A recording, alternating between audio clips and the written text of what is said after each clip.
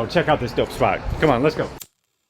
Hello, hello. Yeah, What's up? What's up, man? How you doing? How you doing? The first timer? Yeah, Oh, first man, time. welcome home, man. Don't stay away so long next time. Is there the owner here? Hey, how you doing, man? You're the owner? What's up, man? What's up? I'm Casey. I'm Josh. Nice to meet you. Casey. Hey man, can I talk to you about your business? I have $100 for you. $100? Yeah. You talking about my business? Yeah. How long we talking for? It won't be that long, but there's a catch to it. Okay. If I provide you value, I keep the 100. Is that okay? And if you don't provide me value, then what? Man, I can buy everybody coffee here. Even her in line? And her in line for sure. Coffee? Cool. Hey, how you doing? Welcome. Welcome. We're gonna be right with you. Come on in. Come on, feel free to come on in. So Josh, man, thank you so much What's for up, Casey? being with me. This is awesome. Man, blessing, man. Glad to have you. You know, Yeah. it's always a pleasure, man. Well, tell me about your business. How'd you get started? Well, to be exact and to be honest, I started in like 2016. Mm-hmm. I originally started off as a cannabis shop. You know what I'm saying? Oh wow. I had a cannabis shop. I actually partnered up with a lady on Pico. In 2016, she had a coffee shop. Her coffee shop was kind of like on edge. It wasn't doing so well. So I came up with this idea with her that, you know, I could make her coffee shop flourish. You know what I mean? I'm like, I can make your coffee shop, your clientele grow. And she was like, what you mean? And I broke it down to her, you know, how I had this idea of this cannabis shop, and I had, you know, this fictitious business paperwork that I had that would allow me to sell it, you know, in a municipal type of way, you know. And this is what I actually went over with her. Her name was Zeman. She had a coffee shop called Healing Coffee on Pico. So she kind of like really the one that got me started really in coffee, because she already had the basic set coffee shop. I didn't really have a coffee shop. I just was looking for a building to pretty much do cannabis. But when I seen her shop and seen the struggles of it, I'm like, but me and her, we was so cool anyway. I'm like, well, maybe we can merge and do something together.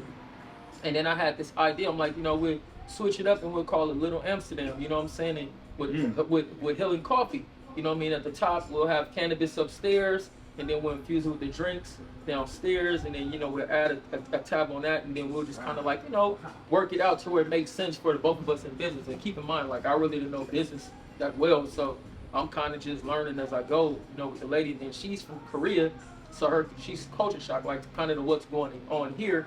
So it was some things that we both needed to brush up on and learn, but that's how I started. I started off in cannabis with Moran, and that lasted for about a good six months. We ended up stopping that adventure. Then I ended up finding a spot on Pico and Redondo, where we jamming in like Zoe's Mantiques.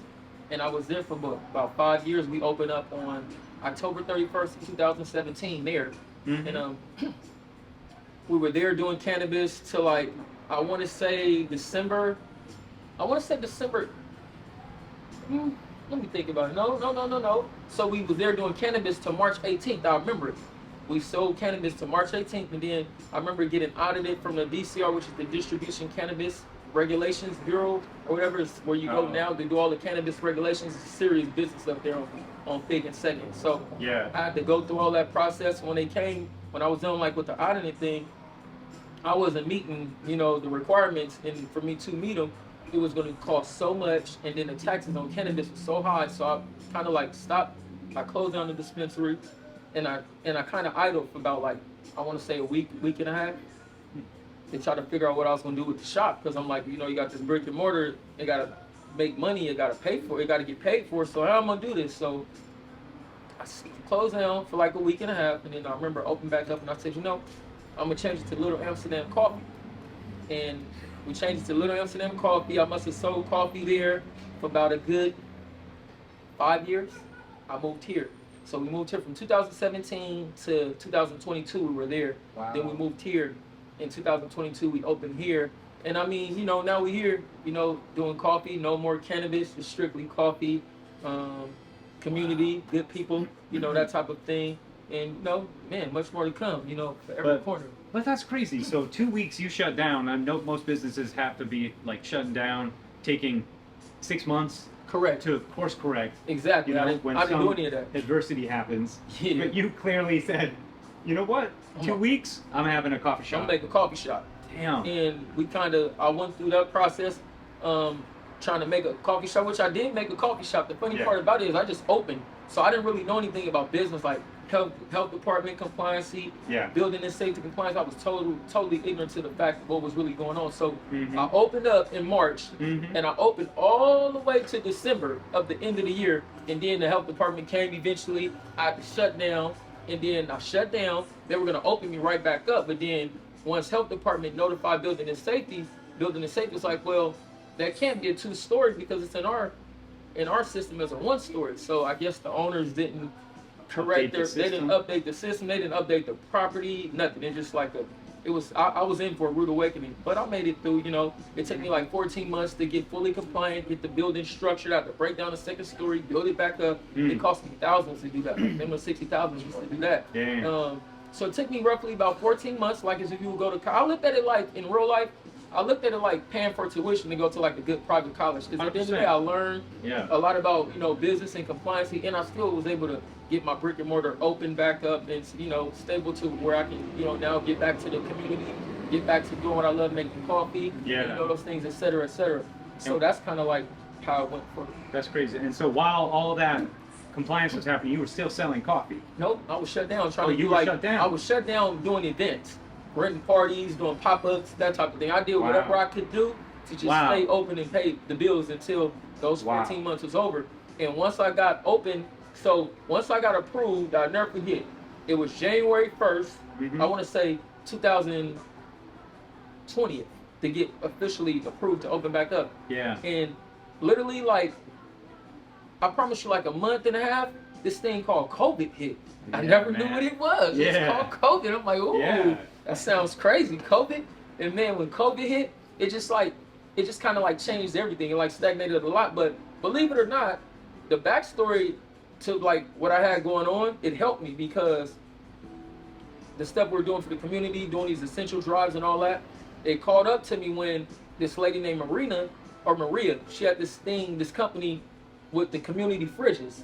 So what I did was we was already doing like food drives and essential drives and stuff like that, but this lady came with this idea like, hey, we started this thing in New York to where we're helping the community, so we're providing food every day because a lot of food banks be packed and then people can't always get to it in your area. So how about we put a community refrigerator, deck it out, art, however you want to do it, and we'll put it right here in the front of your store. You can put it inside your shop. Wow. So I did that, and once we got that community fridge, it's like I just went viral. Like this is like you became famous. I did like 36 interviews, from Telemundo to Spectrum to LA Times to Fox, you name it. Like we was on a lot of different telecommunications just from that sort of like brand collab, that collaboration. That community fridge was like the best PR for us because it took us from because think when we were selling cannabis, I was making like money, minimum $1,200, Yeah. And then you go higher, depend on it. When we started selling coffee, man, you went from like $1,200 to like $100, and it was like a disaster. Like how am I keep up with this shit? Yeah. So by the grace of God, that when that community fridge hit and everything happened, like COVID, COVID helped me. Like it didn't really down us because coffee is essential. You gotta have coffee every day. So no matter what. So those people was coming for that coffee, man, and taking pictures and just donating food, helping out the community. So it just kind of grew bigger and bigger and bigger from there. And after a while, it just started like the area, we had another wave of COVID, and then people started kind of, whatever. So we ended up moving over from there, Pico and Redondo, and then we ended up here in this beautiful place in San Vicente in Carmona. Yep. Next to Pasquale, and now we're called DamGoodCoffee. I changed the name from DamGoodCoffee from Little Amsterdam to DamGoodCoffee because we make these shirts. I made it, so you know what Defro Records is? So you see it's the Defro Records. So I made a shirt that said Damn Good Coffee. And I wasn't thinking about ever naming the company Damn Good Coffee. What happened was I would wear that shirt. Me and another barista, CJ, he used to work with me, would be wearing our shirts. CJ be looking fresh. Me, I come in chill like how I am, normal, with a hoodie or whatever. And this cool white dude would come in, older dude, he was fly as hell, like he smoked a cigarette and just chill. He'd come in, he'd be like, you know what I'm here for? I'm here for some damn good coffee. So when he would say that, I'm like, damn good coffee. Like you here for some damn good coffee? So when we moved, and I thought about all the extra stuff that I was tired of at that location, I said, I need a fresh start. Just want to start fresh. Yeah. Like we're gonna move here, and we're gonna change our name to Damn Good Coffee. And that's kind of like what we do. So the brand is awesome. It sounds like you had your like school of hard knocks. You had to figure stuff out, but at the same time, you kind of understood what helps a brand grow, like these collaborations or like just ways that two can help out. I mean, the idea of cannabis and coffee to me sounds like a win. It sounds like a win, You know, for sure. that sounds like a strong win. Is there any room for getting back into that world, or what? Well, I still own Little Amsterdam Coffee, so me, really in the near future, I do plan on bringing Little Amsterdam Coffee back, but just special, just for cannabis. Not anything to do with Damn Good Coffee. Of course, it's the original mother of Damn Good Coffee, but I mean, that's what I originally like to do. So I definitely plan on bringing it back. Especially I'm watching these other like High Times Cafe, which was originally OG or Lowell Cafe, but they switched names so many times. But when I look at them, I'm like, damn, somebody must have seen me here and said, you know, we're gonna go over there and do it. And I mean, you know, sometimes in business, like to even be able to do certain things, you gotta, and it costs. Like especially with cannabis, it costs. So you gotta have a good investment. You gotta have a cool partners going on. Whatever the case, your business just gotta be just tight, man, from A to Z. You gotta be like really down packed. So I think that's what. That's what's gonna allow me to, you know, come back and bring, you know, Little Amsterdam Coffee. But when I do that, I would make sure that everything is set up professionally, you know, from A to, you know, A to Z. From the start. Yeah, because it's when you freestyle, oh man, you run into all type of disasters. Like no, it's definitely like I've definitely had my share. So it's different for me and my experience in this. It's something crazy. It's not nothing to play with. But you know, I love coffee. Yeah. I love people. So you feel if you're gonna go into it, try to learn as much as you can before you jump in. Yeah, definitely. Based on your experience, because you went in not knowing, but that grit, that hustle, that determination allowed you to get through that harder time. Correct. Not many people could do that. You know. Man, I'd be still tripping off how I did. Even to now, I mean, it's still you still run through struggle months. Like the economy is not as it was, you know. It's still very roller coaster, you know. And I just kind of like I just deal with it, you know. I mean, but you know, it's me and Danny here. Yeah. So you know, it makes it easier, especially with Danny. I mean, Danny, man, that dude is like super. He like on another world. Like his frequency is different, you know. Like even like me, if I'm here, he probably like, man, he just I don't know, you know. Yeah. So with him, it may make it much easier, but even then, it's still hard because you know. The marketing and social marketing and just the, you know, whole advertisement, you know, that's a lot, you know what I'm saying? And dealing with, you know, SEOs and MPOs, and, you know, you got to try to keep up with the algorithm on Google and Yelp and Instagram and Facebook and, you know, it's all of them. You got all these platforms from Joe Coffee, the Postmates, the Uber Eats, the DoorDash, I mean, you name it. They're there. So you need it's a lot to even spend that. It ain't. And you're wearing a lot of hats. A lot of hats. Right? Yeah. Not just this awesome hat right here, but you got to wear. You better get your own. You got to wear that marketing hat. You got to wear that marketing advertisement. You got to wear that. Just all the operations. Operations and inventory. That's the hardest thing. And you know, it's hard to. You know, the main thing is always want to stay consistent, but it ain't easy. Well, here's what I'm getting. This is what I gained so far. Okay. Number one, and I'm just gonna base what I hear. You giving me because I think these are positive things that you've done. You find a good business partner who helps you to grow, right? To grow. You guys have different skill sets that allow each other to feel like you got my back, I've got your back. Correct. That's number one. Number two is you have to have grit and determination, which that was the second thing that I feel like you brought to be able to get through that adversity. But number three is preparation too. Preparation. You know, if you can know the things you need to know so that when you go in, it's faster. Those are important pieces. So I feel like people are going to take away some really important information.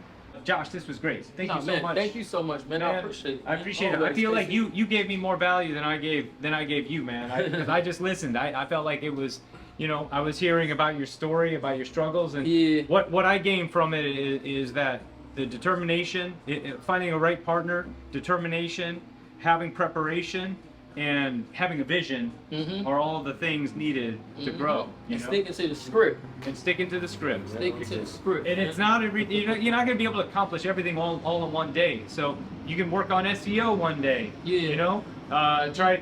You know, there could be stuff in here where you're like, hey man, leave us a Yelp review for X, Y, and Z. You know, for sure. We're gonna start doing that, and we're gonna start having it to where like. Because Nextdoor is big in the community. Yes. Yelp and Google is big for the the people that's driving through. Yeah. So what we're gonna do, because you know I told you that market for coffee is high. Yeah. Mention us in next door, you get your next drink is free. You know what I mean? So yeah. that type of thing. And people mention us in next door. Next door would spread us through this 10-mile radius. I mean, this 10-block radius so far. You feel me, Danny?